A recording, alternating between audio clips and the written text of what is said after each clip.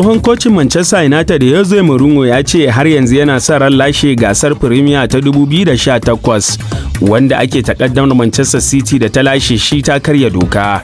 United ta kammala gasar a matsayi na biyu a 2017-2018 wadda ita ce kakar da Mourinho ya yi ta ƙarshe a Old Trafford. City ta musanta tuhume-tuhume 155 da ake yi mata, kuma ana sa ran sakamakon binciken da ake yi akan ta zai fito a farkon 2025.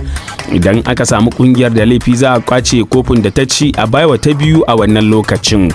Kocin Real Madrid Carlo Ancelotti ya ce Vinicius zai iya lashe kyautar Ballon d'Or ta bana da za a yi a ranar 28 ga watan Oktoba nan da muke ciki. Vinicius ya ci wa Madrid kwallo 3 a wasan da ta yi da Dortmund a ranar Talata. No, beh, io credo che lo va a ganar, ma no por lo que ha hecho. Carlo Ancelotti ya ce zai lashe kyautar ba wai dan ya ci kwallaye da yawa ba a ranar, saboda abin da ya yi a bara. A bara ya taimaka mana mun lashe gasar Champions League, ya kuma ci kwallaye 3 rigis kamar yadda kuke gani. Hakan zai taimaka masa wajen lashe Ballon d'Or a gaba. El próximo Balón de Oro. A yau da maraice ne za a ci gaba da buga wasa a gasar Europa ta nahiyar Turai.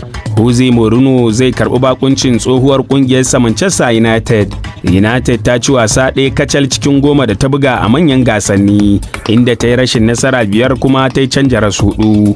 Wasu daga cikin sauran wasannin da za a fafata sun hada da wanda Roma za ta karbi bakuncin Dynamo Kiev, Karabakh da Ajax. Tottenham za ta karbi bakuncin AZ Alkmaar.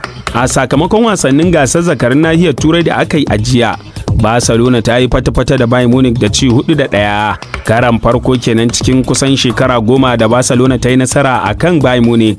Sauran sakamakon wasannin da aka fafata sun hada da wanda aka tashi babu ci tsakanin Atalanta da Celtic. To a gaida Buhari Muhammad.